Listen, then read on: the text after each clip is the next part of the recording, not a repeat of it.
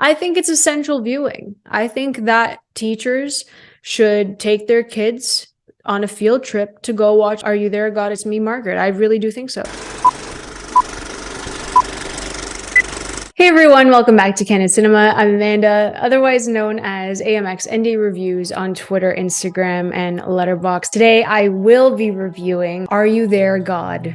It's Me, Margaret. And I have been doing this really awesome thing for Maud's Book Club. I have the links below where I've been reading books and then watching the series or the movies that come out this year, and all of my reviews will be up on that website and for you guys here too as well, obviously. So I have my copy of Are You There, God? It's Me, Margaret by Judy Blume here with me. And this book, it's such a quick read, which I love. So that's why I could kind of like squeeze this in. And I loved it so much. This book is so beautifully written from Judy Blume. And I also watched the documentary Judy Blume Forever, which also comes out this month. I watched it at Sundance and it's just so beautiful. She has such a pure heart and she's so welcoming and she's so accepting of other people and what they've gone through. And she's written these books to help children, but not only help children articulate what's happening to them and express what's happening to them, but these books can grow with those children to young adults, to adults, because I did not read Are You There, God? It's Me, Margaret. I didn't read any Judy Blume novels in school. She was never integrated into the curriculum. Her books weren't really in the library. And I found that really odd. So when I read Are You There, God? It's Me, Margaret, I was just brought back to when I was 12. The reason why this book can speak to so many people is because women go through this. Okay, all women have gone through this. This is a universal story for young girls everywhere. And being a woman of 27, watching this, reading this book, and being brought back to that mindset, that mentality at that age, made me reset how I see myself now and how silly those little things were in elementary school, because there's so many different issues now with social groups, with social interactions, with being a woman in today's generation, in today's society. It just took me back to a simpler time when the responsibility wasn't there. But Fremon Craig, who co-wrote this with Judy Blume and she directed this film, did an exceptional job. And I think this is one of the best book adaptations. I think they nailed it. I think Abby Ryder Forster as the title character of Margaret Simon did a phenomenal job. She really captured her and embodied her. I think Rachel McAdams as Barbara Simon, who played her mom, was just beautiful to watch, and I love their dynamic. And the standout for me personally was Kathy Bates as Sylvia Simon, who played her grandmother. I think that you have three generations of very, very strong women showing women at different stages. And it all stems from waiting to get your period in elementary school. And I think that having these conversations out in the open with people, with little girls, is very important, because guess what? Those children are going to become adults regardless. So why are we hiding this information from them? Why aren't we educating them? Why aren't we talking to them in a way that you treat them kind of like adults? Because they do have those questions and they're very intelligent, which leads me to the biggest thing about Are You There, God? It's Me, Margaret. The biggest thing about this movie and this book is that, sure, the social issues, moving to a new city, trying to make new friends, all of that is fine. The girl issues that everyone has to deal with, the social anxiety of that and making new friends and trying to fit in and being accepted, that's all going to be there. But the bigger story here is that we have Margaret, who doesn't have a religion. And that is the most conflicting thing that she struggles with, apart from waiting to become a woman. I think that's where the comedic aspects are. But she doesn't know if she wants to be Jewish, like her father, and she doesn't know if she wants to be Christian, like her mother. And her parents said that they wanted her to pick when she was ready. When would a child be ready? You never know. It's not going to be when they're an adult. Trust me, especially when you're trying to identify who you are and you feel like you don't have an identity because you're not growing up in a religious community. That's a big thing growing up. I know for me, I had my baptism, I went to catechism, I had my communion, I had my confirmation.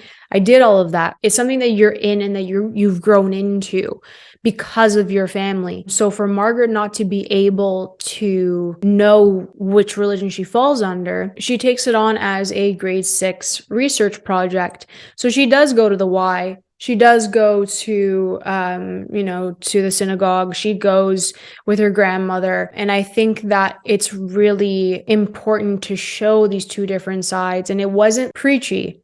It was just this girl trying to decide what was best for her at her age.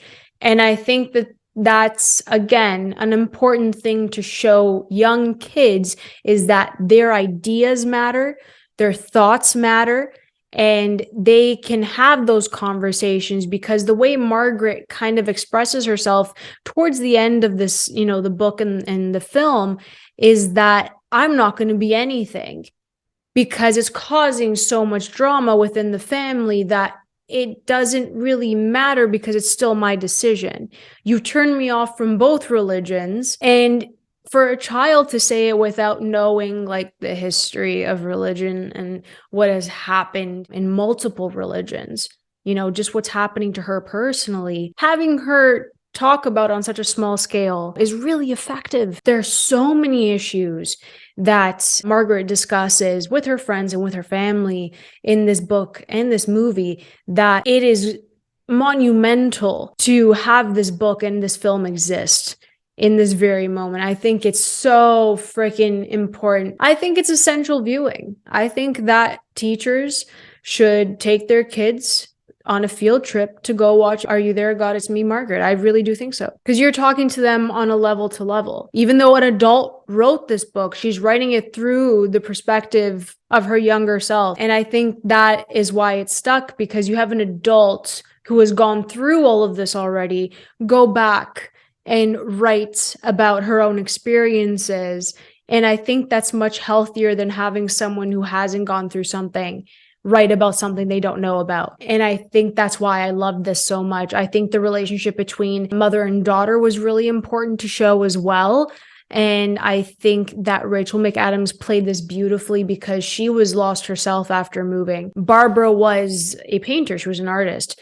And she taught other artists, very helpful. She was very in the community. And she thought that if she stayed home with Margaret, that she would better adjust. And that wasn't the case, because Margaret, not even the first day there, met Nancy Wheeler down the street and she was never home. So the flip side to this is that it really shows the pressures of growing up, but growing up as a young woman. And I know that Margaret is the lead in this, but I was more attached to Laura Danker, because Laura had developed earlier than the other girls. And I had a very similar experience to Laura growing up. People over sexualizing her and starting rumors and called names left and right, and they don't know who she is. They never give her a chance to tell her story, what she thinks of all of this. And I think it was absolutely heartbreaking. There's only one scene in this film that Laura actually has pieces of dialogue, and she didn't have to say much. She's telling Margaret that you're praying to develop earlier, but then the person who did develop earlier, you're dogging on them and you're saying really disrespectful things about them. There's a double-edged sword right there, and it took one scene to make that so incredibly effective. I think the entire thing with Laura and watching her struggle while people talk so much smack about her was heartbreaking. It really got to me. And she wasn't even in the movie that much, but whenever they spoke about Laura, or even when I read it in the book, I got really emotional with that. So there are things in this film and there are things in the book that are for everyone. It really is. And even adding another layer to this with Sylvia as someone who, she's single. She's a single senior and she did everything for her family, and having her family move away from her, she realizes that she is kind of lonely. So Sylvia takes it upon herself to always stay in touch with Margaret and have sleepovers and go to shows and all of that. And to have that connection with your grandmother, with your grandparents is really important, because I think that grandparents are not going to shy away from telling you the truth, and they tell you old stories of how they used to live. And I think that changes your perspective growing up as well. And it just adds so much to Margaret as a person. I think Kathy Bates really just was a joy to watch in this. All three of them, Abby, Rachel, and Kathy, did a fantastic job. This is a wonderful film. It's really good. It's one of my favorites of the year, and I'm giving it a 4.5 out of 5. I was in love with this. I was in love with the book. So I'm just happy that the adaptation is on par with the words that Judy Blume wrote. And everyone just needs to watch this. Watch this with your daughters. Watch this with your moms and your grandparents. Like, just watch this movie. It's so important. If you guys have any other Judy Blume recommendations for me, I would love to read more of her stuff. So put that in the comments below.